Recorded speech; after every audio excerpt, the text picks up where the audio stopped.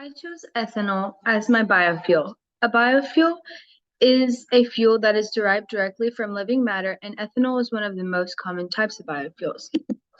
Additionally, ethanol is a renewable fuel that can be made from various plant materials.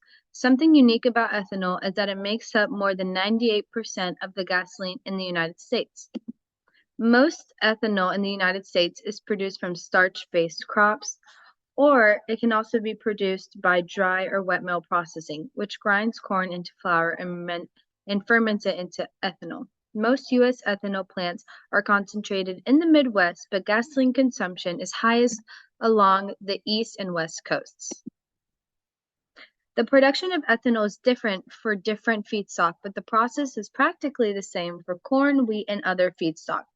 There are 6 main steps. The first step is milling, which basically includes whole corn kernels are ground into a form of flour or meal, and the meal is mainly a starch. The second step is liquefaction, which means that water is added to the meal to make a slurry, and then the slurry is then heated to break the long starch molecules into smaller pieces. The third step is saccharification, which means that the starch molecule pieces are broken down into the simple sugar glucose. This reaction is catalyzed by an enzyme called glycomase.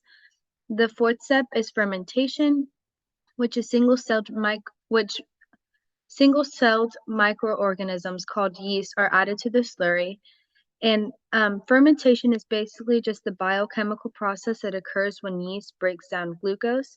Yeast gets energy from glucose, and as a result, ethanol is then produced.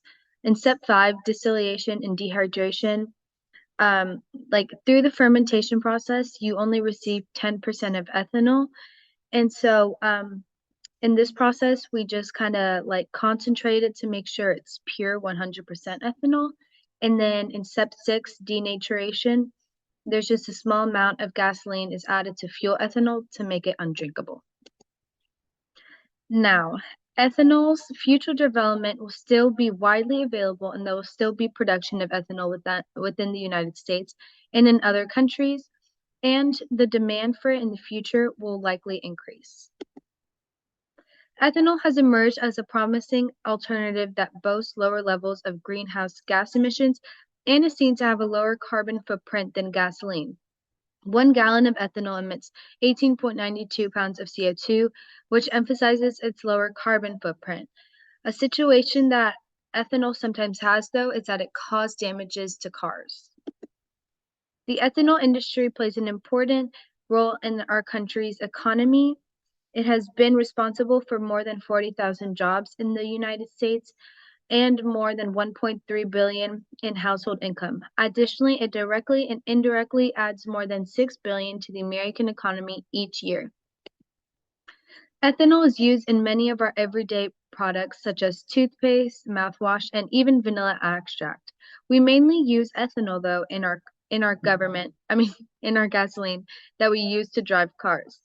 The government can provide a subsidy to people who implement ethanol into their everyday lives, encouraging a more efficient economy and environment. Ethanol is mainly used in gasoline, but it causes many damages to one's car. So how can we utilize ethanol without it causing damage to cars' engines, gas tanks, and pumps? We should do more research into developing a method to maintain ethanol in gasoline without it causing damages. I think a way to solve this problem would be to form a new and improved gas tank that holds the gasoline and ethanol properly and not allowed to spill into different parts of the car. This enables the usage of ethanol without the damages it causes to the car, which helps the economy and the environment. Thank you.